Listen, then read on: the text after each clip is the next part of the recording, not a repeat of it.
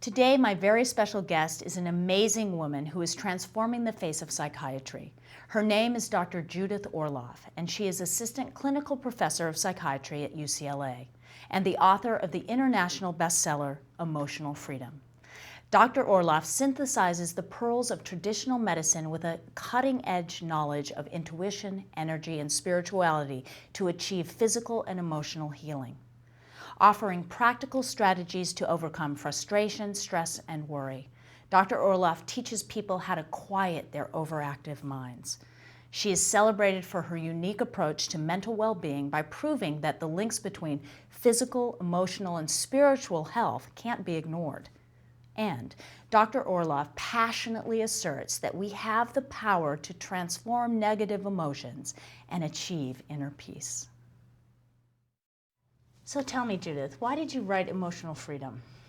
Well, I wrote Emotional Freedom because our world is in the midst of an emotional meltdown and people don't have skills to deal with emotions. And I'm presenting emotions as energy, how to transform fear with courage, how to transform frustration with patience, point counterpoint. It's an alchemy. It's not just medicating emotions like I was taught to do in traditional psychiatry, but it's about dealing with the spiritual meaning of emotions, that whatever we go through in life has a meaning, and that the meaning is to help our hearts grow and to help our souls develop, period. That's why we go through things, and emotions are one vehicle as human beings that we have to experience that kind of spiritual growth. So it's good not to resist them and to begin to work with them as energy.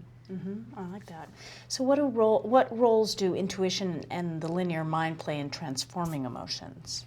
Well, the linear mind helps you analyze things, and it's A plus B equals C, but the linear mind never wants to go through anything. No, so I've noticed it gets a little stuck. The linear mind will say, I'm anxious, I don't want to go through this, I hate it. But intuition is the still small voice inside that allows you to go deeper and tap into a deeper flow of knowledge and meaning. And so intuition will help you know, this is the reason why I'm going through this, and this is how it will help me to grow. And it allows you to drop deeper to find a meaning, as opposed to, I just hate this, I don't want to go through it. Right, and the intuition and the spirit aren't resistant, correct? No, no, they're not resistant, but the mind is resistant. Linear mind, yes. And so it's important to learn how to shift out of the linear mind into intuition when you deal with emotions, so that you can make the most out of everything you go through. Right. That's amazing. So what's one practice that we could all do to tap into our intuition? Well, there's a 3-minute meditation I talk about in Emotional Freedom. I use this in my day, every day. Where Do you use this personally? Oh, absolutely. I was asked in a recent interview, what is the one health practice I couldn't live without? And this would be it. I couldn't imagine what my life would be like if I could not meditate for 3 minutes. Because what it is that if you get into a frantic, busy life, if you don't stop, you'll burn out. But if you're able to take at least 3 minutes out throughout the day, close your eyes, tune in, begin to find that silent space, and then focus on what is most heartful and loving and deep in you, and to feel the presence of spirit during those 3 minutes. What that does is that clears out all the negativity. It expands you so that you could be in a more expanded state when you go about your day again. And for me, it's replenishing. It's like manna from heaven to go in there and feel that energy, to go in, meditate, breathe, connect, grow larger, then go out again. How does your approach of energy psychiatry differ from your traditional training in psychiatry at UCLA or USC? Traditional psychiatry teaches that there's a biological correlate to human behavior, and that we need to give out medication to correct biological imbalances. And although there's an element of truth to that, and that is true for some people, in energy psychiatry, I want to go so much further. It includes spirituality, intuition, the awareness of the subtle energy fields that permeate the body and extend way beyond them, and how they interact with other people in the world, into emotional healing. So it's expanding everything I learned in traditional psychiatry, not ignoring it, but expanding it into these other realms of Utilizing spirit. when it's necessary, but then expanding beyond it. I can't tell you, because I come from a home of tremendous mental stuff. So to hear that, because it's my belief, but to have a doctor confirm that that's possible and doable is so wonderful. So thank you for that. You're welcome. It's possible and doable and necessary to see a whole person. I couldn't imagine working with a patient and not using my intuition or not sensing energy or teaching them to do that too. Right. I mean, it's something as simple as, how do people affect your energy level? Right. Does your energy go up around someone? Does it go down around someone? Right. Can you honor and respect that and act accordingly? Yeah, exactly. Something as simple as that can save people so much grief. Yes, exactly. You speak about 4 emotional types. What are they? The 4 emotional types, the first one is the intellectual. This is somebody who is basically coming from their head and is a brilliant analyzer, but tends to not be in their body, and they tend to come up with solutions for things before they empathize with their mate, which can cause a lot of problems. Well, the second type, which is the type I am, is the emotional empath. And that's a person who's very open and sensitive, but tends to take on the energy of the world and become exhausted and depressed or anxious because we're an emotional sponge. Yeah, and you're doing somebody else. Yeah. It took me a long time to realize, wait a second, this isn't me.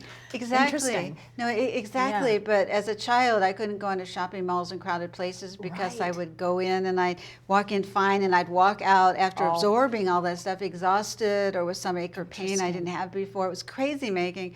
And my mother, who was a doctor, would say, "Oh, honey, you just don't have a thick enough skin." Oh, yeah. Which caused me to think there was something wrong with me. Something wrong with you. And so what's the third type? The third type is the gusher.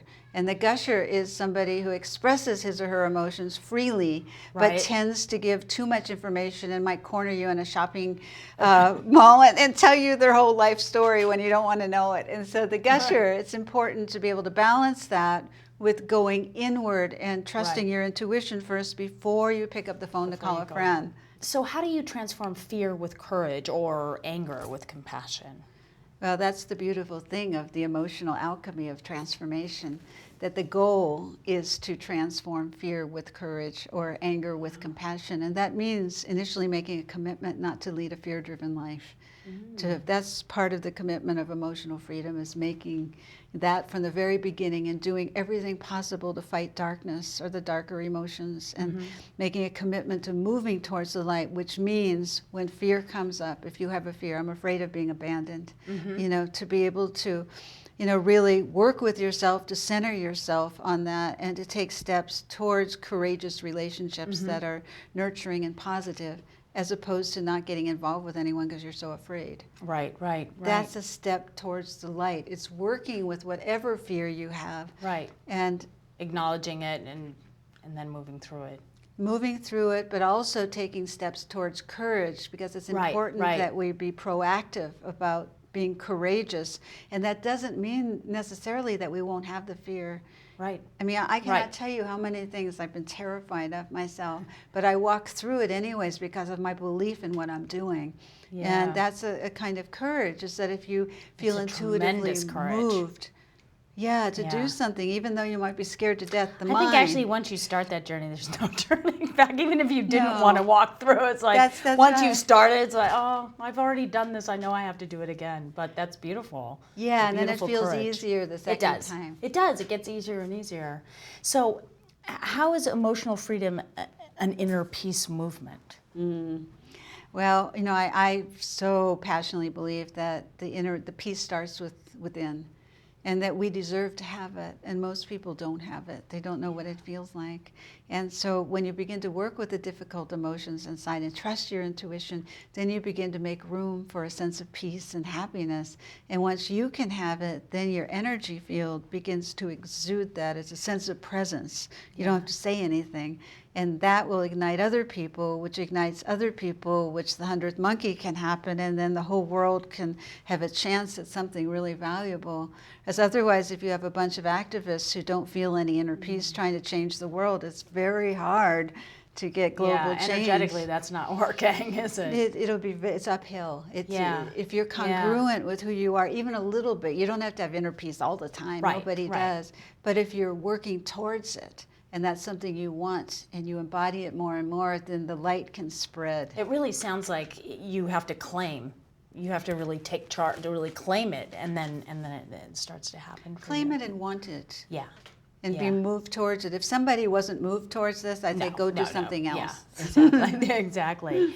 So how do you define spirituality? A spirituality is a connection with the greatest kindness one can ever know, however you define that. It can be religious, God, goddess, it can be nameless, it can be nature, it can be the unknown, but it has to be real. It has to be something larger than the self that is deeply, deeply compassionate beyond the realm of the linear mind. It's something that only the heart can know. The mind cannot know a spiritual connection. It has to come from the heart and the intuition. What would you say to someone who doesn't, or one of your patients who doesn't see themselves as a spiritual person? Well, I would just help them connect with being a good person. Yeah. And being kind and loving and start from there. Yeah. So a lot of people have been traumatized in childhood about religion. Now, I had a patient whose husband was murdered, senselessly. And she said, I'll never believe in God again. And, I said, you don't have to. Yeah. And she just, through service and helping others with violent crimes, she was able to come into a certain connection, but she'll never call it God. Yeah, she can't define it that And way. I don't care. Yeah, exactly.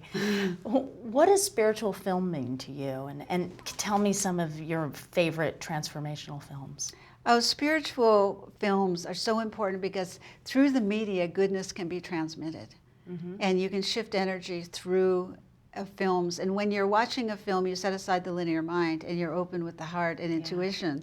And so it's a powerful healing vehicle. Yeah. And so watching a film that's positive and that will change your consciousness in a positive way, will change your health, will change your biology, will change your thoughts, everything. Right. Yes, and so, one of my favorite movies, Wings of Desire. Oh, yeah. Of Wim Wenders. Yes. About the angel who decides to become human because he falls in love with a human trapeze artist to know love. Yeah, it's great. It's a good one. It's very good. Yeah. Do you see films as an opportunity for social connection? Oh, absolutely. Film, I've loved film since I've been a little girl. There's nothing better than going in the middle of the week in the afternoon to a movie. Yeah, it's like stolen time, right? Yeah, it's secret. Nobody knows where you are. and just experiencing. And, films just change me. They change me and they mean so much to me. Yeah. I think we're so lucky to live in an age where we have films, positive films, and not all those ridiculous violent movies that will only do damage, to your own soul, but something positive and transformative and something that will make you think in different ways and relieve the pressure that's there in life so that you can believe in something good again. So what kind of films do you watch and where do you watch them? Oh, I go to movie theaters usually. I like that. I like sitting in the movie theaters. Yeah. No, and watching. But I'll watch all kinds. I won't go to violent movies, and I have to admit I love all the Twilight movies and the vampire movies. Yeah. Because I have loved vampires since I've been a little girl. Really? And because I was an outsider as a little girl, and in Twilight the character is an outsider who falls in love with a magical creatures battling light and dark. Yeah. I love all that. So cute. It's really wonderful. So if time, money, and talent were absolutely no object, what kind of film do you think you would make? Oh, gosh. I'd probably make a film about the elements. Right. Or the weather, or somehow connecting with the mystery of the elements and the weather through, the power of sorcery and magic and intuition and reconnection with the earth. That's what came to me initially. I never thought about it before, but that's what came to me. I like it. So what about the future has you inspired or optimistic? Emotional freedom, the capacity to connect with compassion inside, and many, many people doing it and not succumbing to the dark, and more forces of goodness building and gathering momentum through our own inner work and expanding outwards. That's the only hope. Yeah. And not doing something just because the rest of the world acts in a certain way. I feel very strongly about that if you're the first one in your group to do it, you must be. You can't wait for other people to do it. You have to be the one. And that's very hopeful and inspiring to me. It's also very courageous. Yeah. Well, I hope everyone can do it because it's so necessary. You don't wait for your social group to change. You can't. Right. This is we're out of time, but you're amazing to talk to because again, you're just a wonderful conglomeration of many people. I am. And I don't mean that I know. in a psychotic way. It's just like it's fabulous. You're a little girl, and you're this incredible intellect. You just come forceful and powerful. Thank you so much for talking to me today. Oh, it was fun. Thanks. Really, really fun for me. Thanks.